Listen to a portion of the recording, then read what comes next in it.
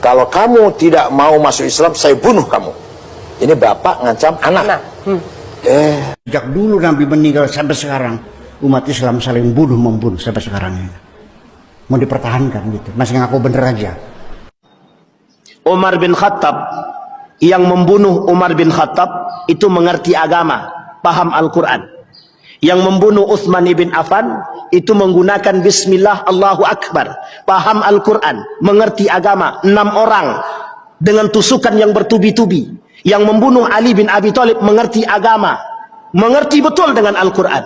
Yang membunuh atau meracun Al-Hasan sama mengerti Al-Quran. Yang membunuh Al-Husain, yang menggorok lehernya, paham Al-Quran, bahkan hafal Al-Quran.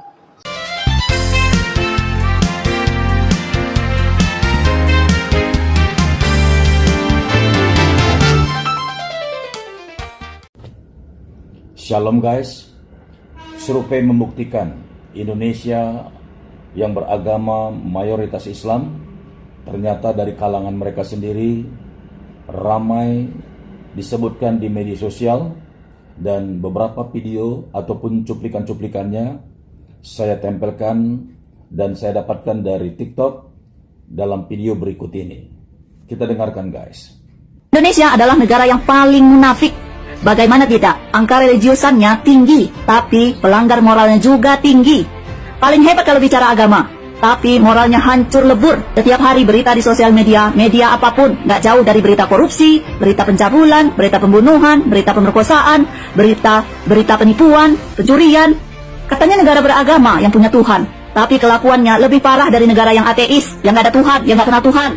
Katanya religius, tapi kelakuannya minus. Yang koruptor, kebanyakan agamanya apa? Yang suka membunuh nyawa orang, kebanyakan agamanya apa?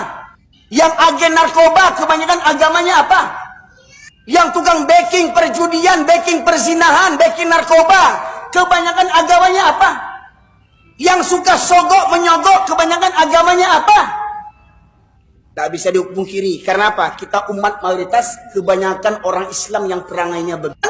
Tetapi hari ini orang Islam yang kafir menghalalkan segala cara. Umat Islam terbesar di Indonesia yang namanya negeri Indonesia, presidennya beragama Islam, menteri-menterinya beragama Islam, gubernur-gubernurnya beragama Islam, bupati, wali kota, camat, lurah, kemudian pejabat-pejabatnya, aparat-aparatnya, TNI-nya, Polri-nya, kebanyakan beragama Islam. Nggak ngerti lagi sih, 2 pimpinan ponpes di NTB dilaporkan memperkosa 41 santriwati dengan modus janji surga. Lu yang bener aja dong. Jadi tuh awalnya mereka berdua ini mengadakan kelas pengajian seks. Dan mereka ini nih sengaja mengadakan kegiatan kelas pengajian itu khusus untuk santriwati yang memang udah mereka incer sebelumnya sakit.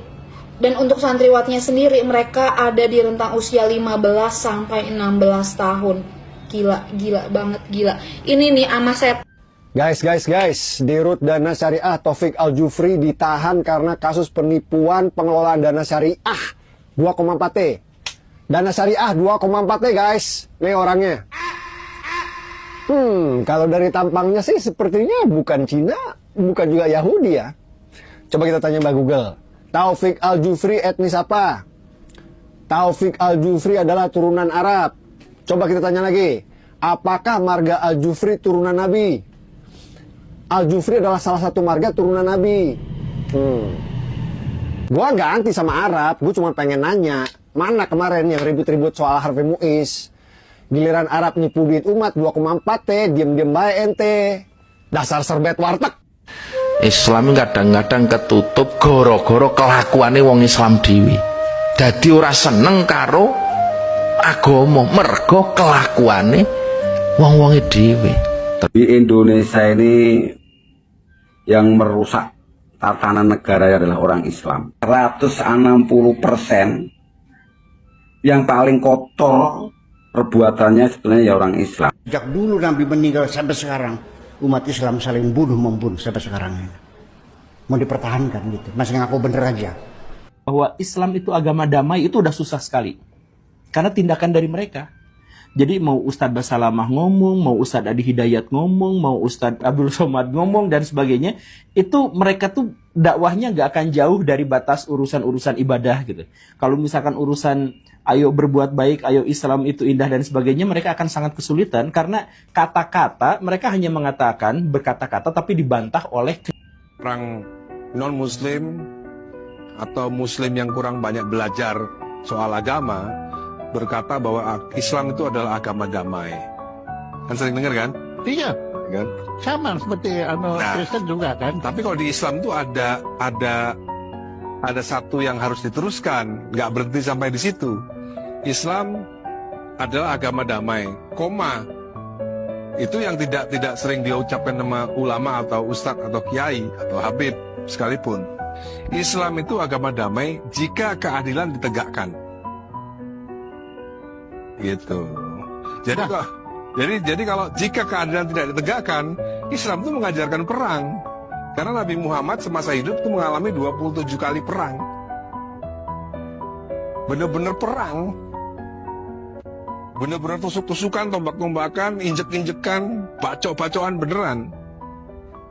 Itu faktanya gitu, kita nggak boleh bohong. Kita tarik ke sejarah dulu ya. Ada sahabat Nabi namanya Al-Hasin Al-Khazraji di Madinah. Mempunyai anak tidak mau masuk Islam. Dirayu, diajak, tetap menolak. Akhirnya si bapak itu ngancam, kalau kamu tidak mau masuk Islam, saya bunuh kamu. Ini bapak ngancam anak. Sejak dulu Nabi meninggal sampai sekarang, umat Islam saling bunuh-membunuh sampai sekarang ini. Mau dipertahankan gitu, masih ngaku bener aja.